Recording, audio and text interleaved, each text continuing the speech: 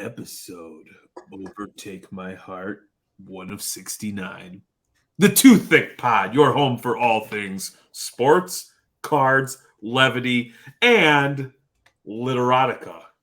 I am Jeremy, your boy Meat Sticks, joined as always by the representative of mediocre Cane's Chicken, Manny being Manny 6.9. Good evening, young man. I'm gonna have to stop you there because you already ruined our sponsorship with Liquid Death, just calling it an IPA, and you want to go to Hot Topic. You are not ruining my Cane sponsorship, Mister, the best chicken in the world. Post Malone, hit me up if you want to sponsor. But welcome, guys. It's Tummy Sweats and Meat Sticks. Back on the ones and twos. Have you had Dave's hot chicken? I don't want it. Significantly better than Cane's. You can't talk. You don't even like ketchup. Well, yeah, I don't need to douse something in ketchup to make it taste good. If you take plain chicken from Cane's, plain chicken from Dave's, and compare them, 9 out of 10 dentists will agree that Dave's hot chicken is significantly better. We're going to have a vote on this because Cane's is better. Is Dave's like you got to compare like fast food. Is it a fast food shop? Yeah. Okay. It's like apparently my boy just put me onto it. It's and his reasoning for going is because it's like Drake's chicken spot. Oh, see, Post Malone greater than Drake. Like what Post Malone just kind of like he's the guy kind of like just looks dirty with all the face tattoos, right? But like sings or whatever. Mm-hmm. I don't know much about Post Malone. He's gonna be, he's a big spokesman for Cane's. He's going to hit me up, and we're going to get sponsorship. He's a big Magic the Gathering collector, bought the $2 million card. So if I get into the Magic world, maybe I'll meet up with him and ask for a sponsorship. Hey, man, you don't ask, you demand. Demand, yes. Dude, you're rocking and rolling. Take a step back. Let me see. I was like, damn, Manny usually looks mid. Ooh! See that? Oh, my God. Is that Manny? Is that a cocaine bear? Ooh, that is a handsome young man. Wearing a Chicago hat, too thick, sports card levity, a little anime vibe to it. Damn. Dude, that was a hit at Shipshawana. I was seeing people walk around with the shirts they just bought. Thank you for everyone that bought. I didn't think they were going to go sell that quick. I didn't even get one for Kaylee. Dude, it is wild. I thought there'd be like a few people that would buy them, like if I'm being 100% honest. Yeah. So didn't print like a ton of them. I'm like, I'd rather print like X and have them sell out as opposed to, have just a bunch of them sitting there. And before the show even started, we were down to like 3 or 4. I was like, damn. Yeah.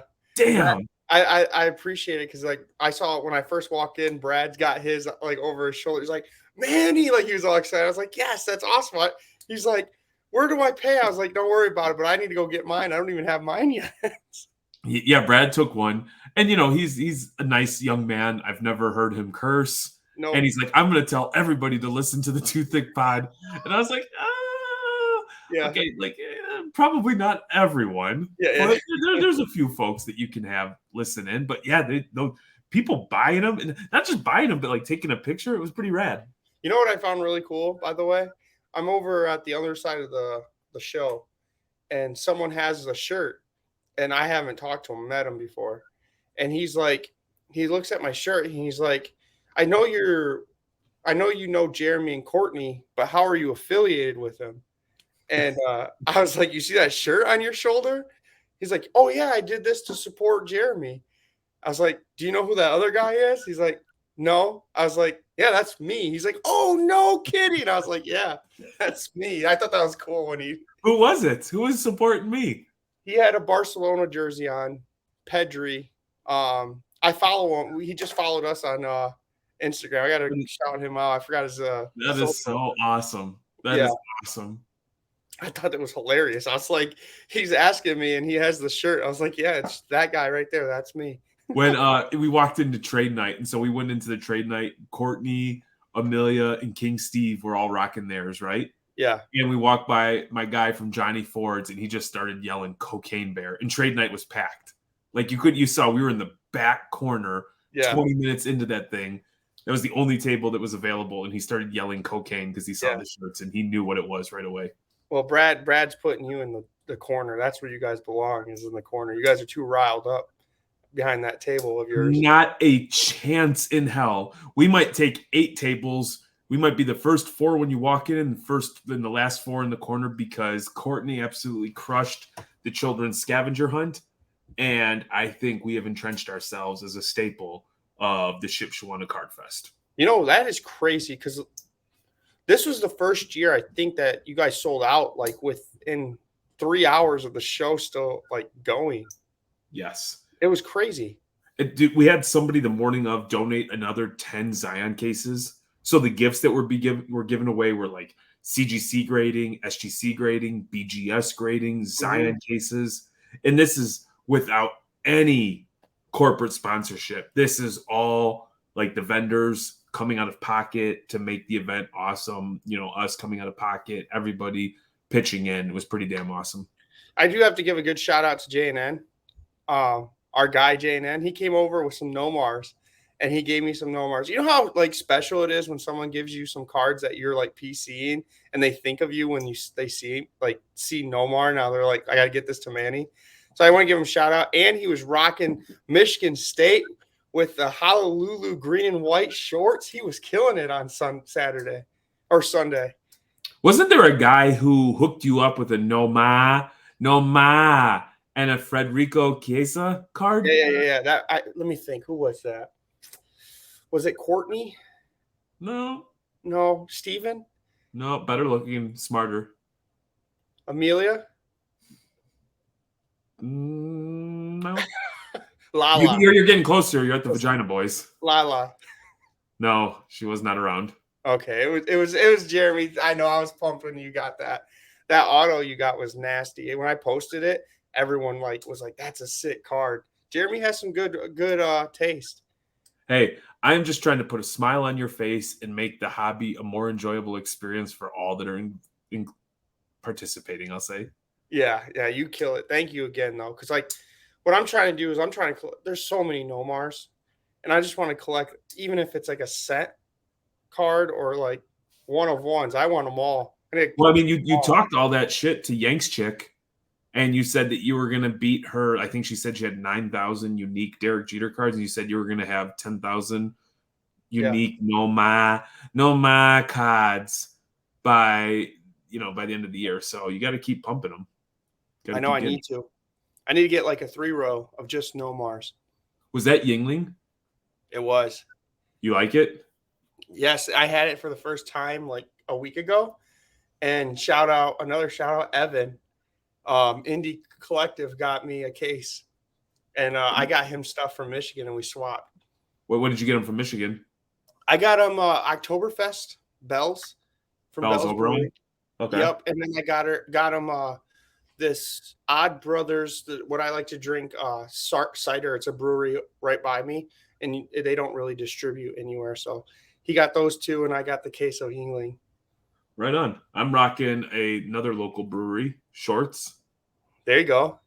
I like Shorts. I wish that they could. I sent this to Cousins Collectible, and I said, "Wow, you guys actually did something right," and they found that one funny because it's brewed out in Pennsylvania. Mm-hmm. It was like every time we went to Pittsburgh or we went, like you got close into Cleveland, you'd be able to find it. Very good, underrated beer that a lot of people haven't had. No, they just started distributing, I think, a couple of years ago out of state. So I know we've got the live tomorrow night where we're going to talk about like the scavenger hunt and all this stuff, that Courtney's doing with bees. But let's talk about your experience at Shipshewana, because it was a very big card show type of weekend. If you were in the Midwest, you were at the show that we were at, and if you were out west, you're at the West Coast National Burbank. Yep. Different show for us, and I'm gonna lay the foundation, and I'm interested for your thought, your perspective, and for you to add some additional color. This was the least amount of slabbed inventory that I've ever had going into a show. The last couple weeks leading up, we sold so much on Discord, traded stuff on Veriswap, utilized X Instagram, whatever. We moved a lot of inventory, which was sweet. The goal was to be out of football by, this upcoming weekend. And I think as of right now, I've got 3 slabs left. So did a really good job of that. Was a little concerned because I have a lot of orders that are right there that could pop any minute. And I was hopeful that they were going to pop. Got the ding. It was tagged in the order that popped. I was excited. And it ended up just being one SGC card. It was King Steve's Kristaps Porzingis Noir, which 10-10, patch auto, numbered out of 20, sweet looking card. He was pumped. Yeah, he really was. So I was a little bit like, in the past, I would have gone and spent a couple $1,000s just to have inventory to turn around and sell it to break even, just to like go through that. And I was like, you know what? I have so much inventory from $2 to $20 that I've got a showcase full of slabs. I'll have a showcase full of, like some raw stuff. And we'll just go from there. And it ended up being the best show ever. Was able to move a good amount of high end and a ton of that low stuff. Mm-hmm. Now, with that being said, didn't need a lot of help at the booth. Courtney and Amelia were there because sometimes we bring the kids, sometimes we don't. We had all the kids, so no assistance needed from the expert. It was you, which allowed you on trade night to be freed up to go walk the show, and then the day of the show to really walk it and experience the show through a different lens. So I'm curious, how was trade night and how was the show for you? And what was it a little bit different being at that show where you've always been behind the table to actually just be able to walk it with Evan as well? Yeah, I was walking with someone that knows how to buy. He works at a card shop, Evan, and he knows how to he deals with negotiations on a daily basis. So I wanted to say thank you because he helped me out a lot. But going into this, I had a game plan, which I never really have a game plan. So that was one. That was one big takeaway. My game plan was there's certain players for basketball. Football season starting, everyone there was buying football and selling football, I noticed. So I'm going outside the trend. I'm getting basketball because basketball is right around the corner. And so going into trade night, I was like, let me find some good basketball. You know what's funny? There's no basketball. And you know what kind of made me feel good? If no one has basketball out, that means you're buying at the right time because everyone's trying to hold their basketball cards. It's kind of what I was looking at, right? You had basketball, but when you walk around, there's probably like 4 or 5 people that had like a case of basketball. Some people did, but it was like 5, LeBron rookies here, which you could sell whenever type deal. But I'm looking for like the players that dipped because of injury. You dip? Yep. So I went there, couldn't find anything at trade night, to be honest with you. But I was looking and I had my game plan. And like you told me before, sometimes the best buy is not to buy, right? The best decision is not to buy. So I didn't find what I want. And it might have been because Card Collector was there too. And he was, like I said, he's always ahead of me buying up everything, it seems like. I think he went to your table, bought some of your cards as well. So I decided Saturday I'm going to do the same thing. I'm not going to switch away from my path. People were asking me, coming up to me because they know that me and you like soccer. And I was like, here's some soccer cards. I was like, I'm not looking to soccer today. I'm sorry. They'll come up to me about baseball, any Red Sox. I'm like, nope, my focus is basketball. So found some cards right away. And let me show you them. I know I posted them, but so I went to one table and he had 2 basketball cards. Well, he had a couple, and he said he had stored a bunch of them. And when I found the 2, he was like, yeah, I didn't think they were going to last this long because it was like early in the morning. So let me stop you there. One thing that I think is very unique for you is when somebody comes up with like a Red Sox card or a soccer card. I think in the past you might have been like, well, I feel bad, or they're making a good effort. Let me justify or come up with a way to do something to like buy a card. Yep. Kudos to you for having a game plan and sticking to it, because it's like the old Tyson thing. Everybody has a game plan until they get punched in the face. Yep. And sometimes like you're at a show, you don't understand like how overwhelming it can become when there's so much activity and so many cool cards in front of you. What what were you looking for from a basketball perspective? Were there certain brands? Were there certain players? Were you flexible in that? Like, what Yeah. was the mindset? So the players I was looking for were Chet, injury last year. He's actually potentially gonna. I think he might win the rookie of the year. There's been debates because he still can win it. He didn't play at all, so technically a rookie. Cade Cunningham, because he was the number one pick, was hurt for the whole year as well. And where are we at? We're in Michigan. Everyone loves Cade, and his market is down right now. So I did a little bit of research on what's down, and Cade is down a lot. A lot of people. His market went like because he hasn't played in forever. His billboards are everywhere. His what? His billboards. His billboards are everywhere, and guess what else is coming back? All his redemption cards. So a lot of redemption autos were coming back. So I wanted to get that. I wanted to get some numbered stuff, and I wanted to get like brands that people like. I'm not going to buy Hoops autos that are numbered. I'm not buying like what else? Phoenix. These other types. I was trying to buy Contenders, Panini One, Prism, like stuff like that. So I had Cade, Chet. I was looking for Jalen Smith, or Jalen Smith. And just so you know, I think Phoenix is a football only brand. I don't think they make Phoenix basketball cards. So do they? Okay. I'd be remiss if I didn't bust your balls a little bit. Yeah. Okay. So you know what I mean. I'm trying to buy like markets that are easy to flip, and this is with me being in the hobby a while, seeing what people like Optic, Prism, Select, those type of brands, National Treasures. So I was buying that kind of stuff. So I walk in, first Chet I see and the first Cade I see. They're both. Here's this one. Panini Contenders, blue. So team color match, right? Beautiful. That's awesome. And it's got the Panini sticker. So yeah, when I see raw cards, I get a little like weary, but when I see this Panini sticker, I know that hey, it could be gradable. And I think this came with the redemption or encased, right? So that's where this came from. So can I tell you something?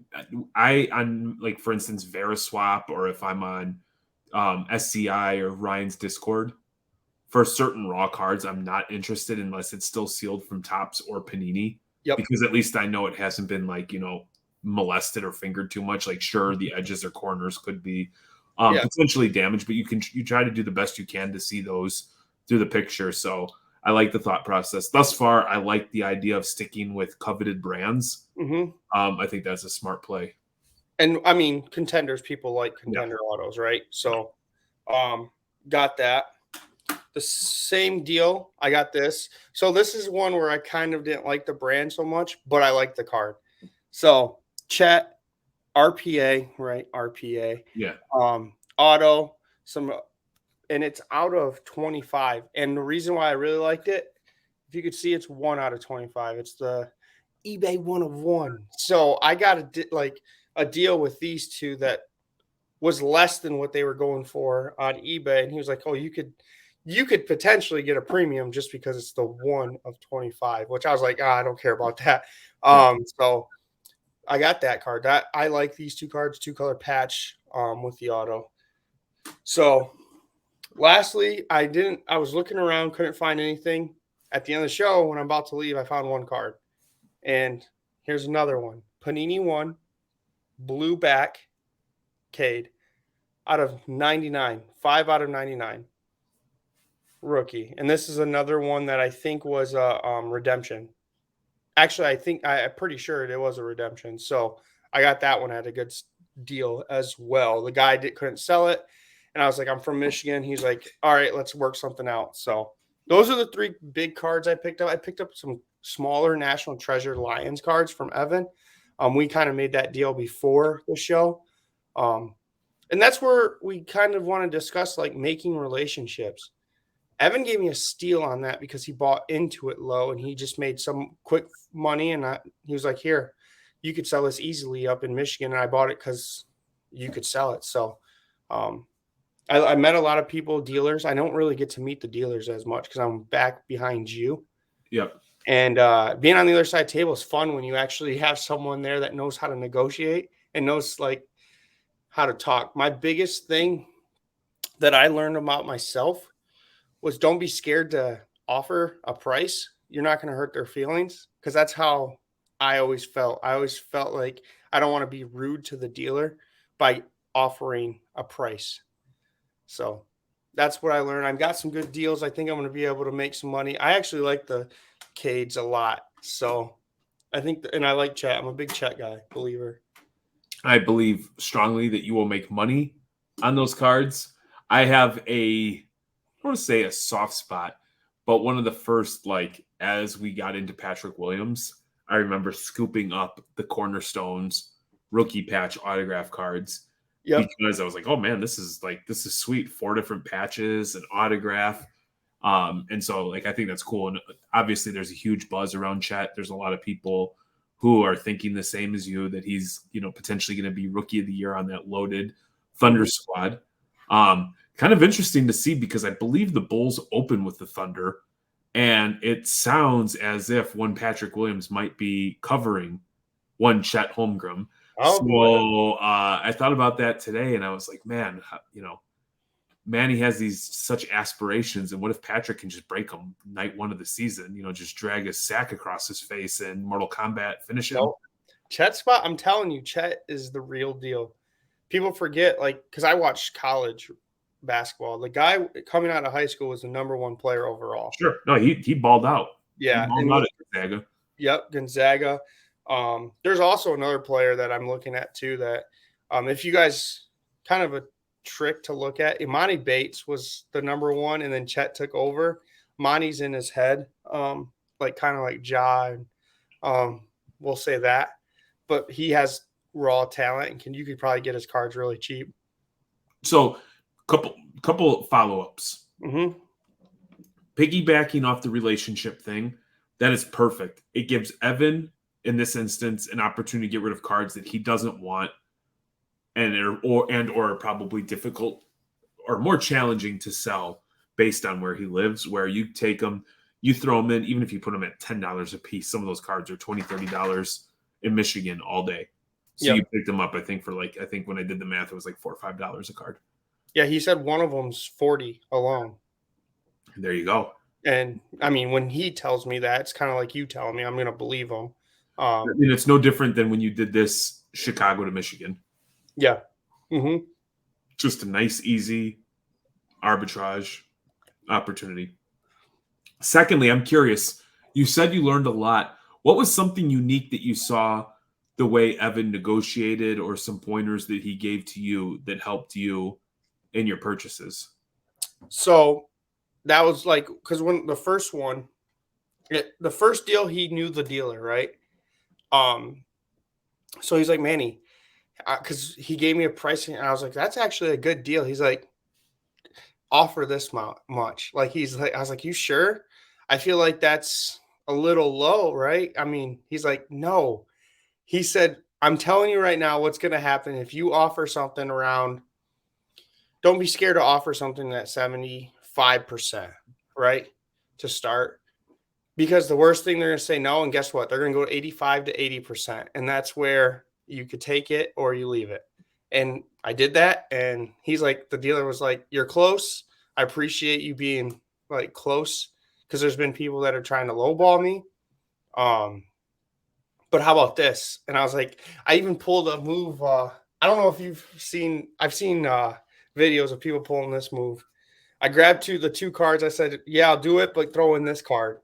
And there he was like, yeah, you got me. I was like, sweet. So I got a free card on top of the one card, the two cards I bought. So it was just me practicing and talking and getting comfortable of talking to people. It's weird because you know me. I'm not scared to talk to anybody. It's when you deal with money, I get a little weird because I don't want to hurt anybody. Or, I mean, we have a brand of Toothick. I don't want people thinking, hey, Tooththick's over here lowballing everyone. Yeah. The fear of rejection and or feeling like you're insulting somebody is very difficult and challenging, and it's tough to overcome. And the funny thing is when you're on the other side of the table, you deal with it all the time, and it really doesn't bother you. Like, once in a while, you might become annoyed if somebody lowballs you, and you're just like, come on, man. Well, that's like 50 to 60% of what you comp that. Yeah, that's where. I also think, I didn't realize, I thought like I know I'm a strange bird, but I never realized there's a lot of people that are very similar to me in the sense that if you come up and you talk to somebody, you will soften them where maybe if it's $100 card, their absolute bottom is Yep. 80. And if you open with like, hey, you don't shake their hand, you're rude to them or you're not warm, and Yeah. you offer 70, 75, and they're like, nah. But you and I come up, or like somebody with the same attitude, hey man, how are you? Has it been a good show? That's such a dope card. Yeah, blah, blah, blah, blah. Next thing you know, you walk away with that card and another one for $70. Just Yeah. because you build that rapport, they felt comfortable. And oftentimes on certain cards, depending on who the dealer is, they're not going to let a deal be blown up over a couple bucks. No, not at all. Well, another thing I realized too is a lot of these dealers, kind of like we're on the other side, people are buying around that 80 to 85%, right? That's kind of where the happy medium is. So the dealers know this going in, right? And they don't put out their cards, and we don't when you're close to comps. Or if they do, they're like, I'm kind of firm on this card. I'm kind of firm on this card. But if you talk to them and just ask them, hey, you got wiggle room on this? Are you firm on this? This is one thing I learned. Also, you would appreciate this that I learned from Evan. He's like, when you're at the table or buying or selling, don't get on your phone. He's like, talk to people and then walk away, ask for a picture of the card, take a picture of the card, walk away, comp it away from their table. And if it's close to comps, then you make a deal. We had a couple cards that I really wanted, but we looked and they're 100 off of the comps. So he's like, and then you take another 75% that you're going to offer, then that might be like, you're going to be like, no, I don't like, what are you thinking to the dealer? Right. And you could ruin the dealer could be ruining deals by pricing too high as well, because we were only targeting cards that were close to comps. Because there Yeah. was one I sent you is the Devin Booker signature auto PSA 9 rookie. It was like around $500. We comped it and it was comped around 400. So he's like, realistic, you're gonna want it around 320, 350 for your first like offer, right? Um, and he's like, I feel like he won't even like come like when he has it priced at 500. That's when you're not even. He's like, just forget about that card. I was like, okay, like that's where I learned that. By the way, there dealers Yeah, price it near the comps. You'd probably make more deals. well, that's why it's important to talk with somebody because then it makes it that much easier. Like, hey, boss, is that comp real, or what do you think about that? And they might go, I haven't comped my cards in a few weeks, or yeah, I'm super upside down on that one. I'm just gonna hold, or whatever the case. Or it might just be like there was a couple where, and this happens is like I mispriced it, or this time around I had Steven help me with a lot of cards, and so like it's really easy to be like, well, let me just double check. And sometimes because people are using so many different apps, you're able to be like, hey, I had like an Amon Ra out of 10, an Obsidian rookie. And every comp I was right on. I'm like, at first I was like, well, maybe the kid priced it wrong. And we were spot on. But this guy, if he searched with the term yellow, it pulled up one comp that was significantly lower because there was a yellow and red parallel that were both out of 10. Yeah. And so, like, by including the word yellow, if you got rid of the word yellow, it didn't show up. But if you included the word yellow, it showed up. It was really goofy. Like, I was like, excuse me, I feel like I'm dumb. Can you please help me how you found it? Because I was convinced, like, okay, we made a mistake. I checked eBay, I checked 130 Point, I checked Card Ladder. Couldn't find it. And it was that one damn word. Beautiful thing is, and this lot in particular, like my break-even point on each card was like $42. Yeah. So even though I had it priced at like $200-300, whatever the recent comps were, I was motivated to sell football. This guy wanted the card. I was able to get closer to his number. Boom. And that all happened because he felt comfortable enough to ask me about the card. Yep. He wasn't rude. He was very, very warm. He's just like, hey, just out of curiosity, how did you get to this number? So sometimes that's a way I navigate that as well. Yeah. Did you another thing that you've kind of talked about, but I've experienced it now. Basketball is off season. With Cade, for his market being so low, I actually learned this from I was talking to JoJo, and JoJo is really good at buying and selling, and he was like, with the Cade market right now, I'm willing to go 90% of comps if I see it. No one wants to sell it, and that it's going to go up in our area because basketball season is going to be on the horizon. People are going to be excited for the Pistons, blah blah blah. So he was like, I'm buying at 90% if they don't want to go any farther down. And I was like, you know what?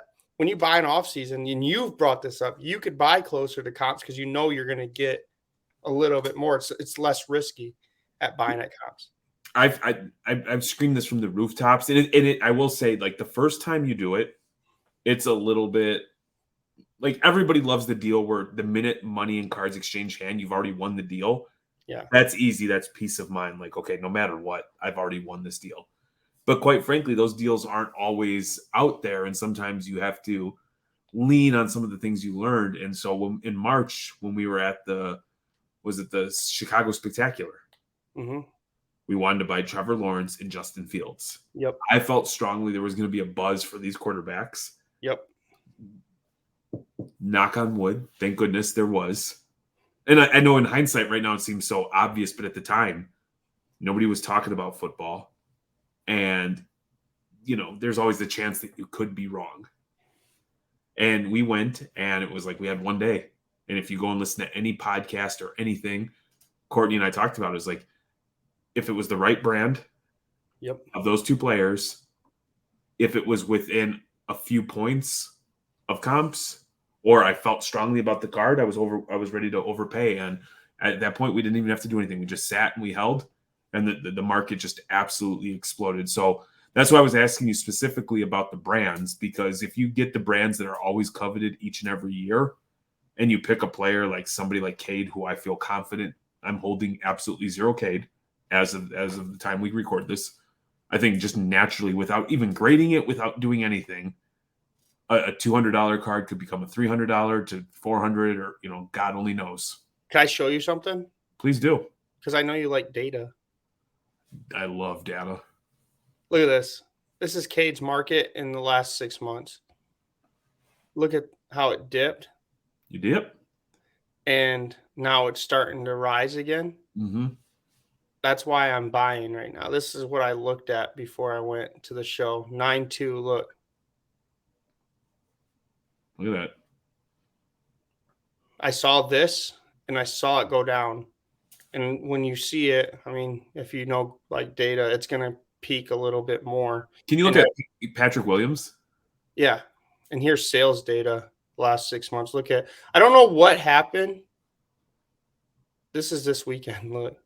And then the sales went back down. But yeah, I could look at Patrick Williams. I was watching a couple cards just out of curiosity. I've become very snobby with the cards I'm buying for Patrick Williams.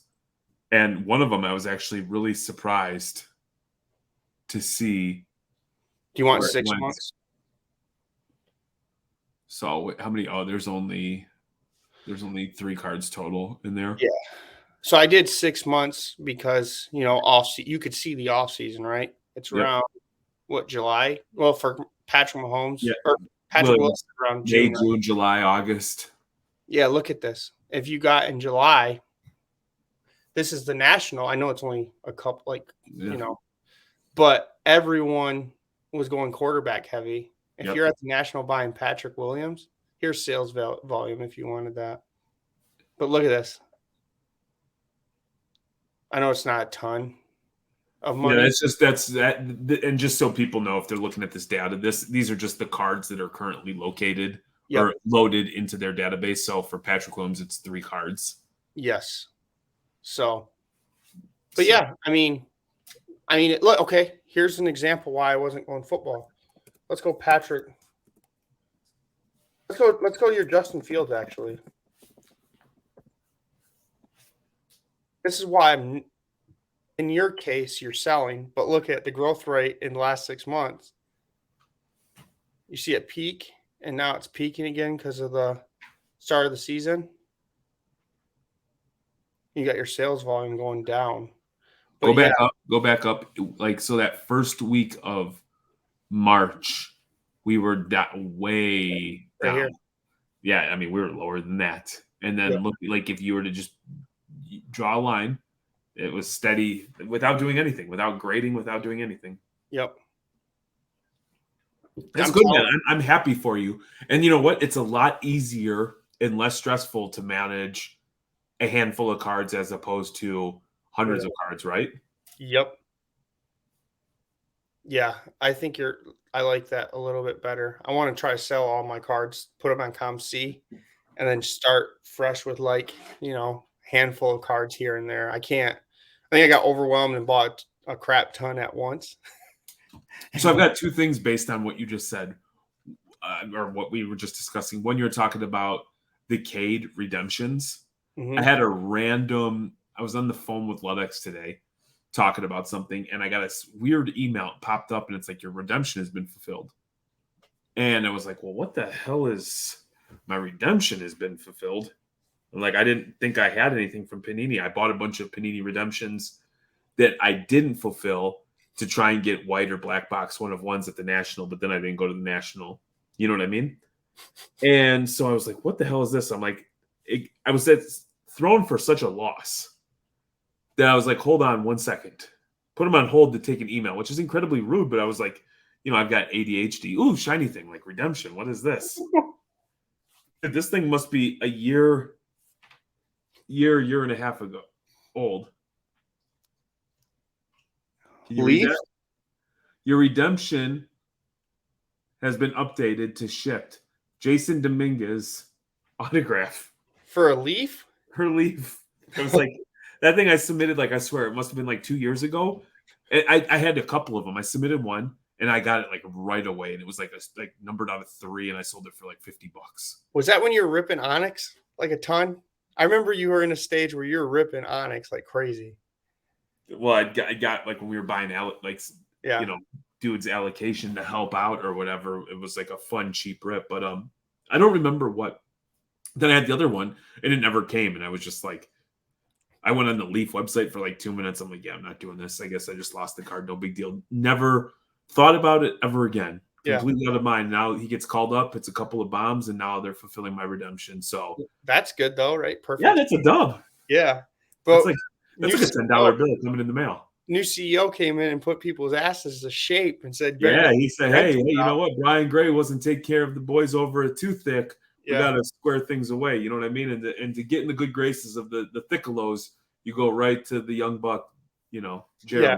Well, no, what happened was you were threatening that I was going to become the new CEO, and they heard it, and they're like, "No, we better get these redemption out. This guy Manny might try to buy us out." I'm curious, and I'm gonna have to ask Court if women of the hobby are gonna be able to survive without Brian Gray's participation. I know. I mean, he was a staple. I'm gonna ask. I'll give my girl Christina a call and be like, hey, if you don't have Brian Gray telling you how to be a lady in the hobby, yeah, are you gonna survive? Exactly. I don't know how a lot of people are gonna survive either, because Mr. Juanito's in trouble deleting everything. Hold on, don't you segue my shit. I had 2. I gave you one on the redemption. Oh, sorry. I was number excited. 2. You mentioned ComC. To my left, you can't see it, but quietly working, trying to earn his bones and make his way in this crazy world, is the young man known as King Steve, feverishly stacking cards and preparing an order that will be going to ComC tomorrow. 220 more cards going to ComC. Can I get an amen? Amen. Yeah. So we continue to rock with ComC. It's doing great by us. We did a little video. Steve filled in for Court, who's feeling a little under the weather. We showed off some of the cards. Nothing crazy, but a bunch of $1 bills, $3 bills, $5 bills, and just going to continue to build that bankroll on cards that are just, quite frankly, sitting in the closet collecting dust. Yeah, I mean, people don't realize why Steven's not on camera. Jeremy does the Pablo Escobar. He's in his whitey tighties right now, because Jeremy doesn't want him taking any of his cards. Completely naked. I don't need him stuffing, 1990 score Deion Sanders cards in his butt cheeks trying to sneak out of here.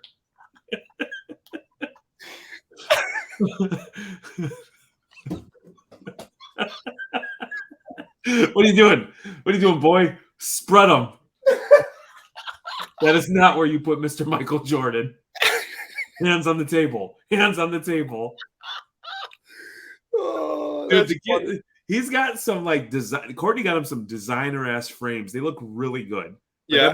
I bust his balls all the time. I was like, the one day I was like, damn, dude, those are some nice glasses. But you should see his face. He's so embarrassed because he's allegedly putting cards in his butt cheeks that the red frames match his red skin of the embarrassment. Steven, the millions and millions are going to be listening to this and know that you stuff cards in your butt cheeks. I just want to let you know. He's speechless. Steve, do you want to respond to these allegations that you have cards in your butt cheeks? I mean, don't check. Ooh. Ooh. So yeah, I wanted to continue. We're gonna drop a quick video just to show off the cards. Yeah. There's some cool looking cards, and I will say it was watching Steven scan the cards and go through some of the older cards and look at the cards the way we used to, where you'd read the stats on the back. You'd understand which stats were bold or italicized because it meant something. Or, man, can you believe he had 100 walks, 100 strikeouts, and 100 RBIs? That's kind of cool. Plus, just simple things. Today we were talking about Randy Johnson's nickname. What is it? The big unit. Steven, what is? No, he knows it now. Oh, he knows it. He knows it. I also learned that he was 6'10". Oh yeah. He killed a bird. Yes. While he was pitching. The one thing I knew about him.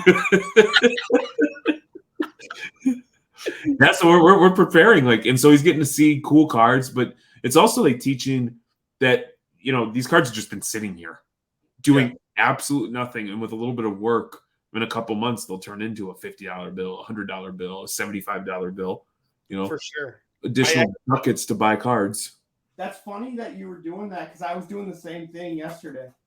I was getting these boxes around to send. Yes. So we've got it. We've got I think it's how many? 220 cards. 220 cards. All these, I got 4 or 5 of these that I want to. You don't penny sleeve yours? These ones, not these ones. These ones weren't going. That was just an example. These are my one-piece case that I rip. I think I'm gonna donate them to.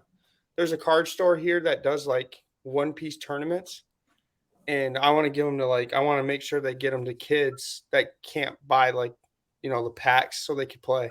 That's cool. I wonder, I've never tried this. We should try it one time. Is just pull together 100 cards that we're not going to send it to Probstein and just see what happens. I like that. You know what would be cool for Christmas? What we do for Too Thick? What? We should. I always wanted to do this. I wanted to go to a kid's hospital and just give out card packs to kids. You know how cool that'd be? Not even I want to be that weirdo that does it for content. I just want to go do it for smiles. Let's do it. I'm down. All right, so let's become hobby participants. Oh yeah. Let's do what everybody else is doing, and let's talk about Cardporn. And before we get started, amount of people that are I hate Cardporn, and then they love Cardporn or would defend Cardporn, and now are shitting all over them. Yeah, it's weird. Come on, it is just so damn lame. I was waiting for the post about Courtney's nails. I was waiting for her to, do a reaction video about this is why you don't talk about my fingernails, because you'll end up deleting your accounts.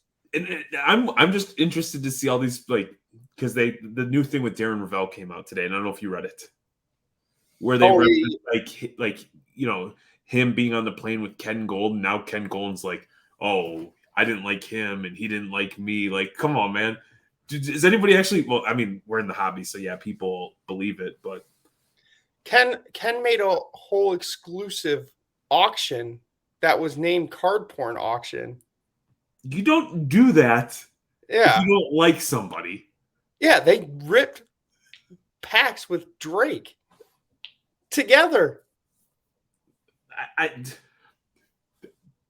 then people have gotten awfully quiet about this dude. I know. It's crazy. Awfully, all of a sudden, like, man. You know, man, this oh man. we would that's why I love being like where we're at, because we're like we could just enjoy it. Enjoy the fall, the elitist fall. It's so stupid, man. I know. Just people just like oh shit, we're everybody's shitting on card porn. That's the cool thing to do. Cool, I'm part of it. I'm I like, know. man, fucking bring card porn back. I'm going the opposite way. Bring Juan back. More Juan. Yeah, I mean, To be clear, I'm kind of saying that tongue in cheek, but it's just like so the way people flip flop and don't stand for anything and just he technically did the same thing, because I was on, my old podcast, and I would see that he'd be buddy with everyone in DMs, but then talk about him as a post. So that was kind of messed up. And then he stopped talking about certain people at a certain time. no, I just love everybody's like now every post is like outrage because he used the word porn and women and children and like where was this energy before all this stuff happened? Yeah. You better stop using that P word around Steven. Porn? Yeah, he's butt naked over there, so you better calm down. No, I mean, in fairness, Steve told us not to look. He said, "Do not look at the dud." Don't look at my little knob. No, it's definitely fair. Don't look at the dink and don't look at don't look at the rosebud. Rosebud. Yeah. He's getting dingleberries on the cards. Oh, I hope not. That would be. Oh, I would be so pissed off. I would be so pissed off. I would be on like one of those like It's one I don't know, like a reality TV show where it's just like angry fathers. I'm just like beating the shit out of them because he got dingleberries in the cards. Like, what is your problem? You're 15 years old. You'd end up on Jerry Springer. What happened? He put dingleberries. So can I tell? I don't think I've ever told this story publicly, but Jerry Springer for a while was recorded in Chicago. Yeah, you're Steve.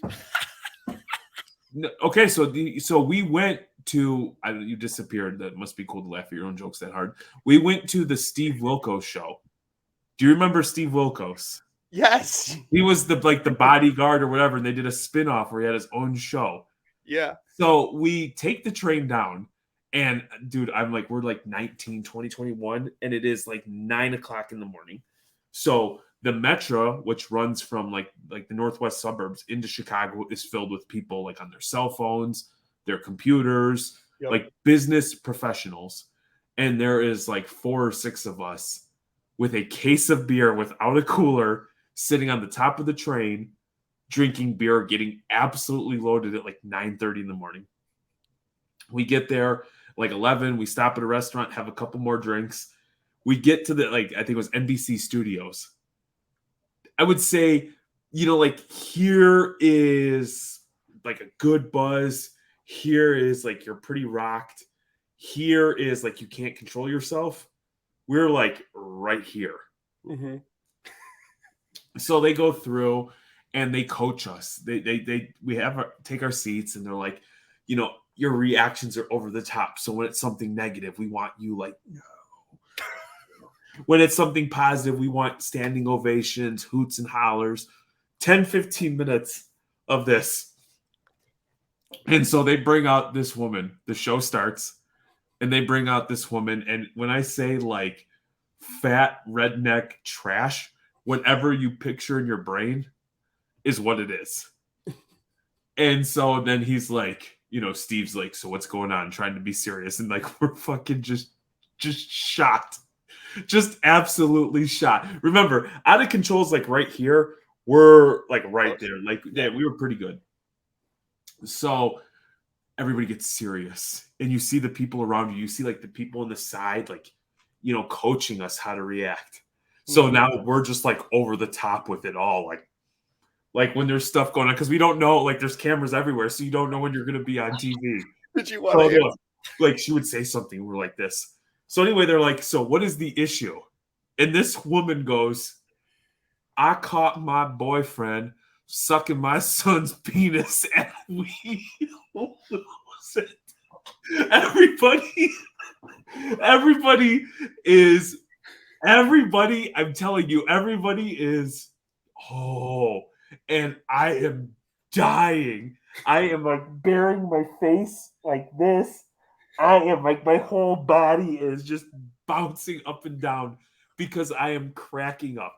And you always have that one friend who just like their laugh makes you laugh. Like there was no controlling this. Like it was that awkward, the attention's on you. Super messed up. I am biting my tongue. Like I can taste blood because I just want to stop laughing. They call the guy out. We're boo. My friend's still dying. He's still dying. Anyway, he goes to sit down, and Steve like walks up and kicks the chair, and he's like, "You don't sit on my show." Yeah, as if like, because these alleged sucking crimes of these white trash people who took it to Steve Wilkos to improve life. So anyway, I don't know how we started or where we started to end up where we're at right now, but that is my Jerry Springer, Steve Wilkos story. You didn't ask a question? I was smart enough to understand me talking was not the answer, but I did laugh a lot. So I do apologize because this isn't you, but it is our boy sports car therapist. Hey man, that Wolfpack gonna whip your ass. It's got a little E.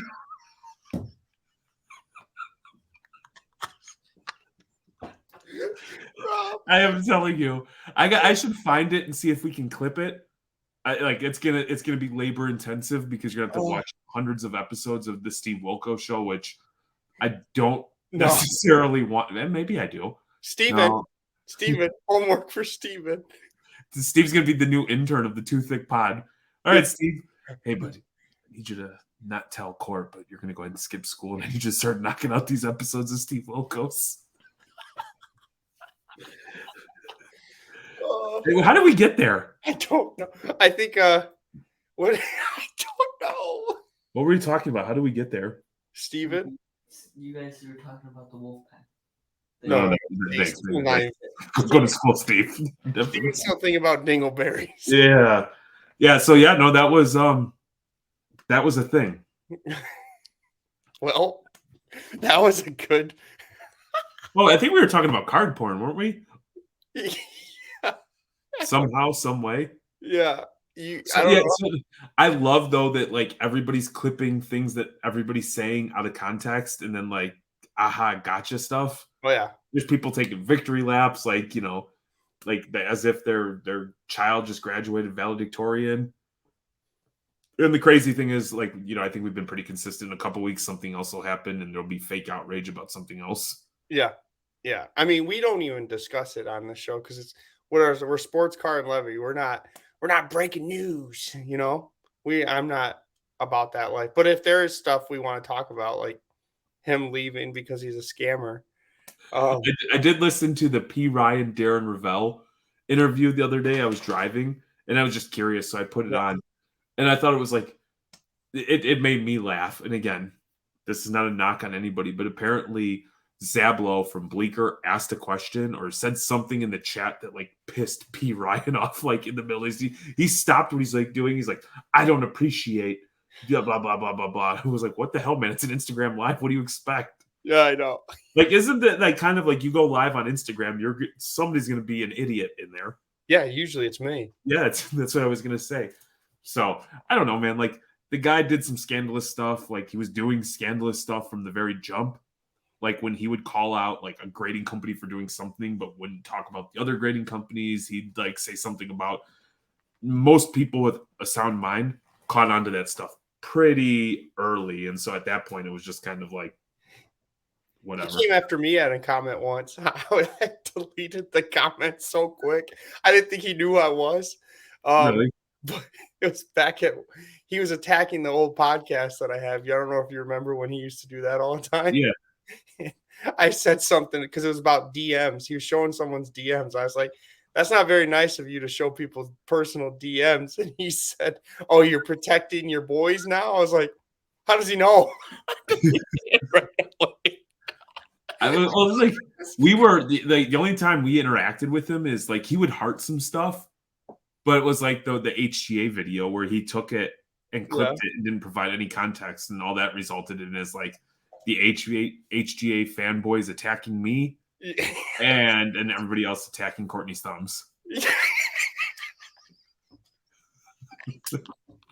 With like a sprinkling of people saying like they're hysterical. They could like understand like what was truly happening in that video. Oh, I can't. My heart hurts. This episode is just making me laugh the whole time. Man, oh man. Oh, it's gonna get worse, boys and girls, about laughter. Because Jeremy, do you want to do what you planned on doing? Do you want me to? I do. All right, hold on. All right.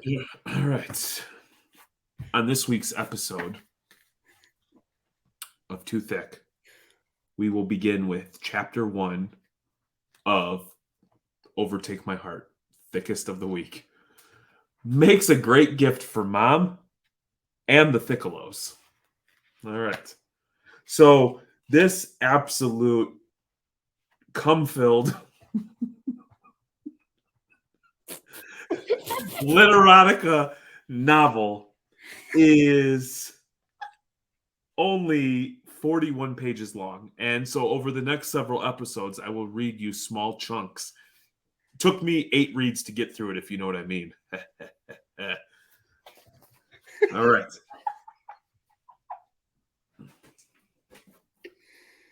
Now, the back. Do you want to help the dog out? Jesus, you see the dog is like acting like an idiot. Worst intern ever. So my first thing is I've got some issues with Anita Driver.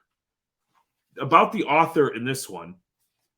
Remember last week she fell in love with cars because she got hit by one. Anita Driver is a Formula One enthusiast who attended every Monaco Grand Prix since 1972. She first learned to love cars when her father abandoned her at a gas station at the tender age of 11. She once shared a cab with the Dalai Lama. Like, what are we doing here? So, what Courtney, in an effort to get out in front of this, read the entire book in one sitting. And basically chalk this up as neck porn, somebody with a neck fetish. And basically, and not basically, she's like, who's Nikita Mezpin? Because whoever that is, this author hates. So, in addition to Daniel Ricciardo's incredible neck, she went after this other driver. So, we are going to read one page. If I have to go into page 2 to complete the paragraph, we'll do that. But over the next several weeks, we're just going to read one page. And then if we determine that this is like, hey, these are hits, I might just record a solo episode of me reading the book. The entire book. And that way, for all the Thickelos out there, you can touch your meat, you can do whatever and have a good time. So that noise before you started this whole conversation was Steven getting excited. He had to run out the door. Yeah, he likes Daniel Ricciardo's thick neck. Thick. All right, I'll be all right. Page 1, and then we'll get back into cards. Chapter 1, the starting line. Emily Jensen was no ordinary woman. In a world consumed by fashion, celebrity gossip, Too Thick Pod, and reality TV, she found herself drawn to the roar of engines, the smell of burning rubber, and the thrill of high-speed chases on asphalt circuits. She was an ardent Formula One enthusiast, a passion she embraced wholeheartedly despite the surprise reactions she often received. Her friends joked that she should have been born wearing a racing helmet on her head and a checkered flag in her hand. Emily simply laughed along, her hazel eyes shining with an undying love of the sport. Her apartment, a chic, modern space in the heart of the city, bore a testament to her obsession, adorned with posters of legendary races, scale models of famous cars, and a collection of biographies of her favorite drivers. All there was one driver who had won not just races, but Emily's heart as well. Daniel Ricciardo, an Australian racing driver known for his skill behind the wheel and his charismatic personality. She had been smitten with him since the early days in the sport, drawn by his talent, his infectious smile, and his easygoing attitude.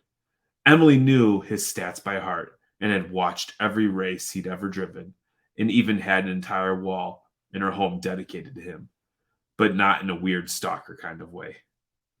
Last paragraph. Emily's desire for Daniel Ricciardo was more than just a fangirl's infatuation.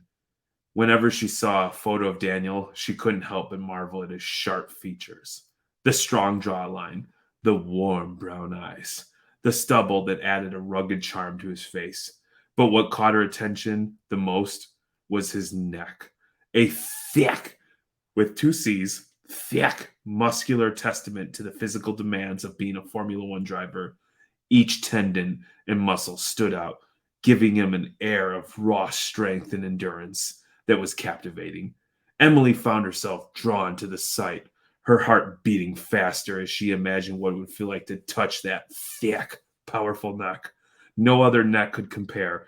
They were, say, a man 75% water, but not Daniel. He was 75% thick neck. Whew! Whew! Oh, Lordy!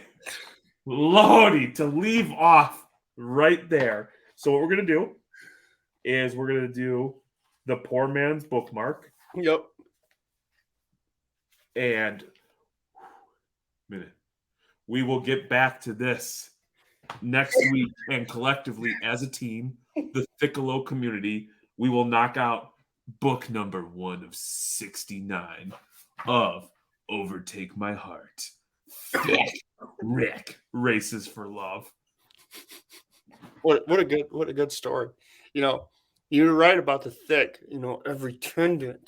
2 C's. Yeah. You're 75% water, not Danny Thick Rick. He's 75% thick neck. I love it. I love it. Her parents abandoned her at 10. I love her name, Anita Driver. That's so awesome. Oh, man. Hit by a car, left at gas stations, but somehow still affords to attend every single Monaco Grand Prix. Yep. Hey, what a trooper, you know. I'm not gonna let facts in real life get in the way of a good story. Yeah. So let's end on a more somber note. Okay. You had an order pop, and the folks over at PSA said, you know what? Manny's doing too good at life. He's crushing it. He's buying good cards. He's making money. Let's bring him back to reality. What happened with your peeps over at PSA? So I got, I think 5 or 6 PSA submissions come through. And they were already submitted through BGS. They got 995s. And but they were good enough to probably potentially get PSA 10s. So I wanted to maximize my value. So I sent them to PSA. I got 5 out of 6 PSA 10s. So I was pumped. I look, you know, when you get your little screenshot from TNT, you could go and look. They labeled my cards wrong, 2 of them. They put pre-release and they were world championship cards. So that's huge. So now I have to send them back and get them reslabbed. I hope they do priority when they reslab them, because I don't want to wait another 5 months to get my cards back. Jesus, man. Jesus. I know. Hey, you know what? We're talking about grading, and I just thought of this. Did you watch the video from SGC today? I didn't watch it, but I saw the outcome of everyone talking about $15 or $11, something like that. I'll tell you what, I would take an SGC sponsorship. Like Peter, we should actually have him on. Peter is a good speaker, man. Yeah, better than me. Oh, he's not better than you. He probably wouldn't enjoy thick neck Rick. No. He's a good speaker, man. Like $9 TCG, Yep. $40 for like 2-day turnaround. They're introducing the app, and like he just says and does all the right things. And even though, like, I do great with SGC when it's like lower to mid tier, and I'm trying to, speed is of the utmost importance. But man, I couldn't be any more impressed with the way somebody conducts themselves and their professionalism, and I just think it's cool. It's good for the hobby. He said it before that he knows that TCG is like his weakness. So putting it at $9 to slab would make, it's going to make people want to go to SGC over PSA and BGS. In my mind, if I see some SGC 10s, TCGs that I want, I might get them and maybe crack them. So I'm genuinely, I value your opinion. I reached out to Bronamath earlier, and I'm like, hey, I've got a lot of cards coming in on ones that I don't want to pay $40 for the quick turnaround from BGS. Do you think maybe at $9 a card, SGC is a play? Like, I assume the answer is no, but like my curiosity is like, man, I'm into these cards for so little, $9 if they 10, even if they're like $30 cards. It's like, so I'm curious, like, do you go CGC as opposed to SGC? What's CGC price? I think it's probably pretty close to that, like $9-10 a card. People are so like the Pokemon collectors, they love CGC, so okay, that would be tough. You would have to get the market of like the Dragon Ball like market, the anime, I have a big lot of One Piece, and Brandon's got his cards back from One Piece. Did you? Yeah, he ripped it last from BGS, and I don't even have my cards from him yet. Yeah, what is going on with him? They'll be here Thursday, but tomorrow, I believe. We should mess with him. How does BGS ship faster than him? I have no idea. Either way, but I was thinking on the cards that I don't want to, that there's no guarantee they're going to be a high dollar thing. Maybe I try. Maybe I'm gonna fucks with CGC and see what they do. How are you gonna figure out which ones? Because you don't even know how to type them in on eBay. I don't like. I think I'm confident enough to pull out like the rares and like the foils, but I'll probably mess the whole damn thing up. Just cards that look cool and have cool texture or shiny. I'm like, oh yeah, that's the banger. Yeah, it turned out to be just the normal card. 100%. Oh, you send the short print, the case hit to SGC on accident. Man, oh man. So yeah, that was a hell of an episode. I liked it. It was very good. Levity. We really keyed in on the levity. Yeah, we did. Well, no, we learned a lot from for Shipshawana. Yeah, I know. I definitely learned quite a bit. You know what I learned? It's like it's okay to pace yourself. You don't have to drink 19 beers on a 90-minute train ride. Yeah, because then you get caught laughing at Mountain Dew drinkers, and that's not the way to be. It's not the way to be, man. Mountain Dew drinkers. Come on, the way I described that scenario. Do you think that woman has consumed Mountain Dew? Yes. There you go.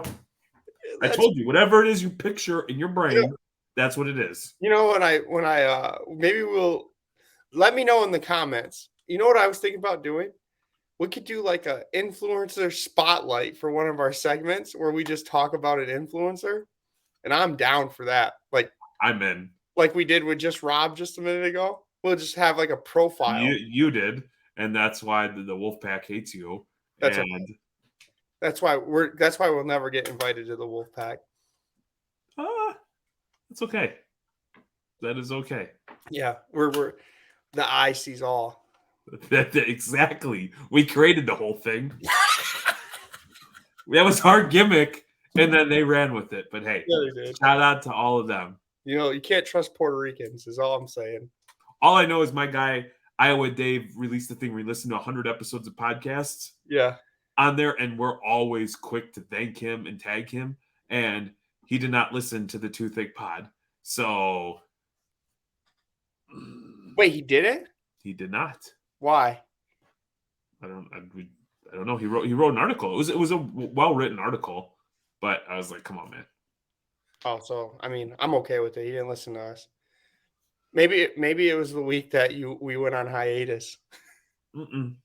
Mm-mm. No? Here's the thing. There's a saying that's you can lead a horse to water, but you can't make it drink. You have the absolute most fresh podcast, delivered to you. Exactly. Jeremy, what do you want the people to do, Jeremy? I want them to smash that motherfucking subscribe button. And tickle that thumbs up button. So And tickle the thumbs up button. So, the funny thing is Manny just texted me and wanted to know if we could record 44 episodes tonight because he wants to get through 44 pages of Overtake My Anita Driver. I can't wait till like episode 2 and 3 of this series because I think we're going to get into the hot stuff. Where you're going to see the introduction of tummy sweats and Kleenex Manny. Ooh. That's okay. Ropes. With that, I hope you guys enjoyed your sports card and extra levity on this episode.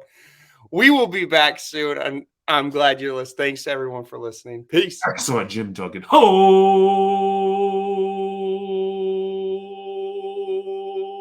This motherfucker's not gonna